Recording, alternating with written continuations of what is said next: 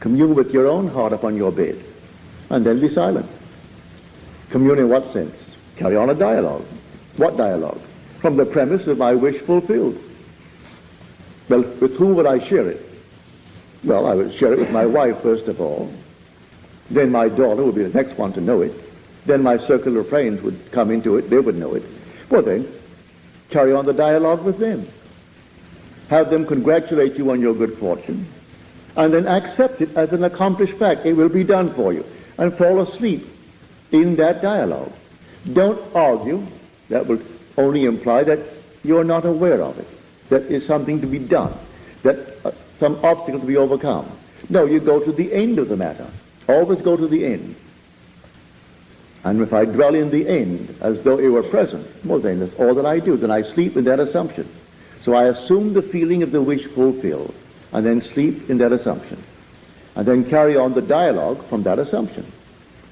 And this controlled inner dialogue is far more rewarding than you'll ever dream of. It comes out in actual fruit, bearing the fruit of that assumption. So we stop spending our thoughts, our time and our money, and we start to invest our thought and our time and our money. For everything in life must be an investment. So if you're riding on the streetcar, you're riding on a bus, don't idle the time, close your eyes to the obvious, it's not altogether attractive, and carry on your inner dialogue. And invest that time. By the time you get to your destination, you've invested wisely between getting on the bus and getting off, if it's only 20 blocks away. And you spent that in a very wise manner. And you've actually used the coin of heaven. He gave you the coin of heaven. Before you judge it, try it. May I tell you, if you try it wisely and really believe in it, it'll prove itself in the testing. And then it doesn't really matter what others will say. You have found that it works. You have the evidence to support it. So it doesn't really matter what the world will say if you try to open up some conversation with a friend or a total stranger. Concerning this, they might laugh at you, but it doesn't really matter. You remain unshaken. I have had moments when you are in a party and you do not know the people, and something leads from this to that, and suddenly you find yourself breaking into a conversation of this nature. And they become indifferent and they turn their back and go elsewhere. Perfectly all right. I'm not offended. When it happens that way, it doesn't really matter. One night, many years ago, he's now gone from this world. You might know him by his reputation. Walter Damrosch. He was a great musician. And I met him at the Harvard Club in New York City. And this friend of mine introduced me to him, and introduced me as a great metaphysician, which is silly. I never identify myself with metaphysics at all, although the word is very good. But Damrosch said to me, and what school is your background? Germanic school, or the French school of metaphysics, or what school of metaphysics? And I said, none. It's only my own visions. Well, Damrosch just simply withered, turned around, and walked away. Completely, ignored me completely from that moment on. He had to have some school, recognized school, the Germanic school. If I could say, well, I studied the Germanic concept of metaphysics, or the French concept, or the English concept. No, I said I have no background of that nature. It's only what I have actually experienced. I'm talking about my own personal experience. And Damrosch turned around and off he went. And that was his meeting with me for just one short little moment. Now he is gone, and my friend who introduced me to him, he is gone too from this world. And there is no transforming power in death. As we are, so we are there. None whatsoever. If I'm a thief here, I'm a thief there. If I'm stupid here, I'm just as stupid there. And so if I'm looking for some background of the Germanic background, I'm looking for it there too. And you'll go blindly by, and he'll walk by, and no one will recognize him.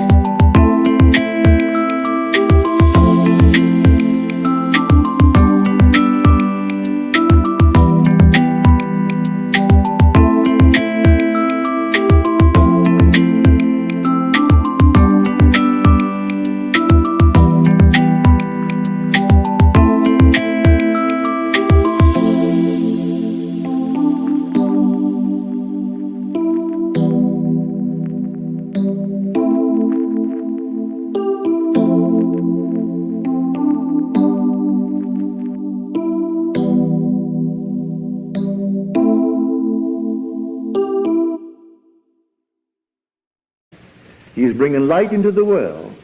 He came into the world was made by him, and the world knew him not. He came to his own, and his own knew him not.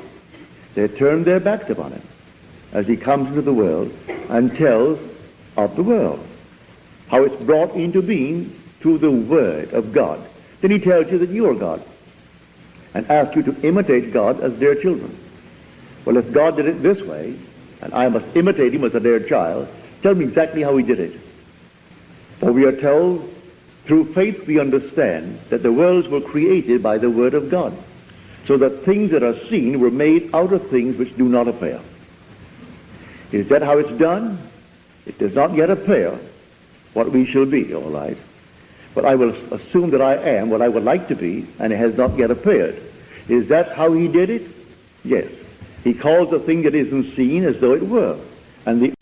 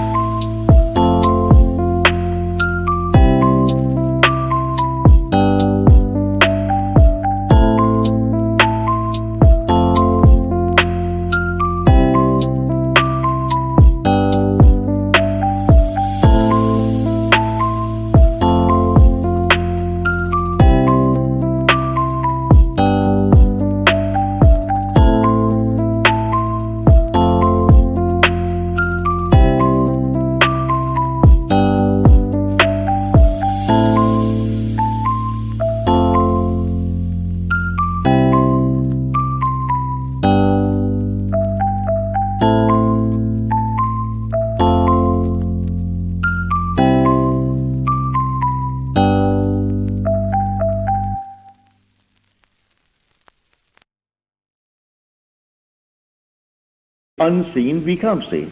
Well, now I'll do the same thing if I must imitate him as a dear child. So it is not yet real in my world that I am the man that I like to be. Well, I will dare to assume that I am, and to prove it, I will carry on this inner dialogue with a circle of friends that would know it when it happens. But I'll carry it on not as something to be, something that is already. So I'll carry it on from the premise of the wish fulfilled, and sleep in that assumption just as though it were true, and see how it works. Then it works. And when it happens, it all happens in such a marvelous way that you think it would have happened anyway. It always works that way. It is so simple, and the ways are so perfect that when it happens, you're inclined to say to yourself, and your friends will convince you, well, you know, it would have happened anyway. You see how it happened? Look, you met so-and-so, and so-and-so introduced you to so-and-so, and through these introductions, it happened. Now, would I have met this one, and would he have introduced me to that one, and therefore would it have happened had I not preceded the entire meetings by my assumption? And of course then they have the big question mark.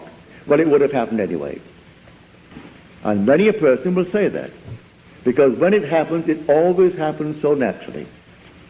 Even if it comes suddenly, it is still in a natural way that it happens.